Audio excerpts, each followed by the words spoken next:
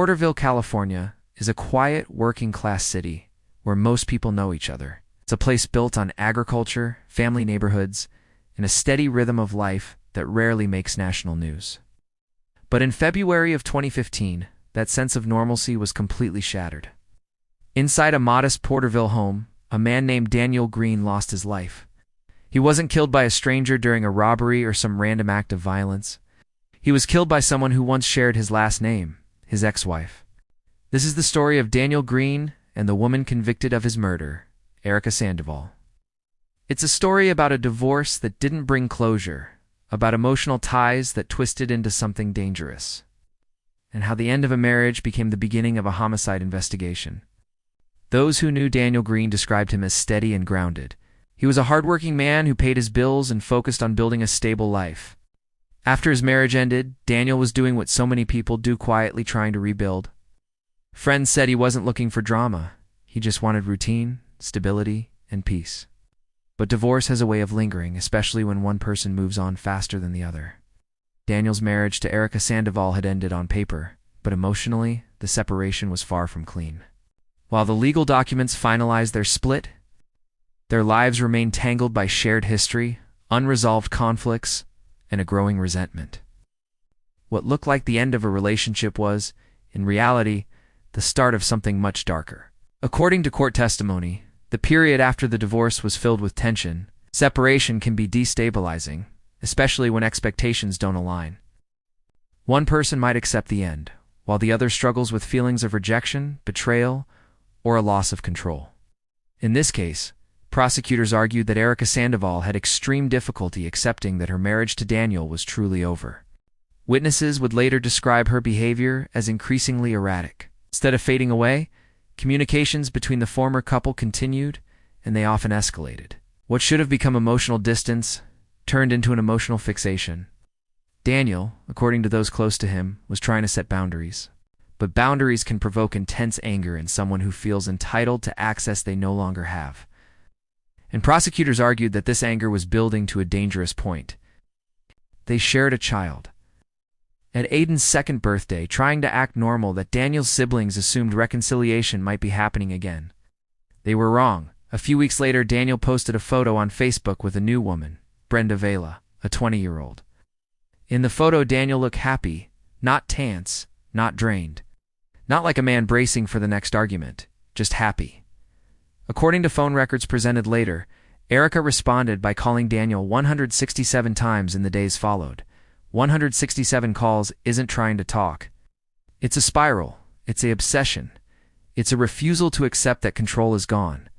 Somewhere in that moment between the photo and the calls, the case shifted from volatile to lethal. Friday, February 6, 2015, Daniel starts the day like a normal person. He drops off Aiden, he runs errands, he goes to the gym. To Daniel, it's a routine, familiar. But while Daniel is lifting weights and clearing his mind, Erika is moving. According to investigators, Erika entered Daniel's home through an open kitchen window while he was at the gym. Once inside, she took 2 guns, including a Car 9mm handgun. Then she hid in the closet. That detail, waiting in the closet, matters because it speaks to intention, to preparation, to ambush. Daniel returns home. He goes through his routine. At some point, he goes into the bathroom and sits down on the toilet. That's when Erika emerges. In later testimony, Erika claimed Daniel looked angry and started to rise toward her. But the physical reality is difficult to ignore. Daniel was unarmed, and in one of the vulnerable positions a person can be, in confined space, limited space, no time to react. Erika fired multiple shots. Daniel was struck in the hand as he raised it, and then in the chest and neck. A fatal shot hit him in the forehead. Officer Daniel Green was 31 years old. He died alone in the bathroom floor. Neighbors didn't hear the gunfire. No 911 calls came in. Hours passed. It was until Daniel failed to show up for his shift, something completely unlike him, that a fellow officer went to check on him. Around 4:39 p.m., Daniel was found dead. And Erika, after the killing, she went and picked up Aiden from her mother after a doctor's appointment. Then she went out for frozen yogurt with her family. Witnesses later said she acted normal, smiling, chatting as if nothing had happened. That detail chills people. It clashes with what we expect guilt to look like. But here's the truth. People who commit planned violence often don't look panicked. They look finished, like the storm inside them has already passed. When deputies arrived, the scene suggested ambush. Daniel's history with Erika was known: custody, conflict, volatility, threats. Erika was questioned. She claimed she hadn't been to Daniel's house in weeks. Investigators had something she didn't expect: surveillance footage. A neighbor's camera captured a woman entering Daniel's home that morning. The figure matched Erika. Erika Sandoval was taken into custody and officially identified as the primary suspect. Motivated by jealousy and a toxic refusal to accept the end of the relationship. Each piece of evidence they found added more weight to the prosecution's theory. Daniel Green was killed because he represented something Erika Sandoval could no longer control. When the case finally went to trial, the courtroom became an arena where two very different narratives collided. The prosecution painted a vivid picture of obsession and entitlement. They argued that Erika Sandoval believed Daniel still belonged to her, even after their divorce was finalized. They highlighted a chilling fact that experts often warn about. The most dangerous period in an abusive or controlling relationship is often when the victim tries to leave. The defense, in turn, attempted to challenge the prosecution's version of events, but prosecutors kept pointing back to the consistency of the evidence, in the complete absence of any credible threat that could have justified the killing. Witness testimony reinforced the idea that the relationship had become emotionally volatile long before the murder ever happened. The jury was left with a central, haunting question. Was this an act of desperation, or was it an act of calculated, cold-blooded violence? After careful deliberation, the jury reached its decision. Erika Sandoval was found guilty of the murder of Daniel Green, for Daniel's family and friends. The verdict confirmed what they had tragically lost, but it didn't bring them peace. No prison sentence could ever restore the life that was taken. No conviction could erase the deep trauma of his death. The closure of the court case only marked the beginning of a lifelong absence.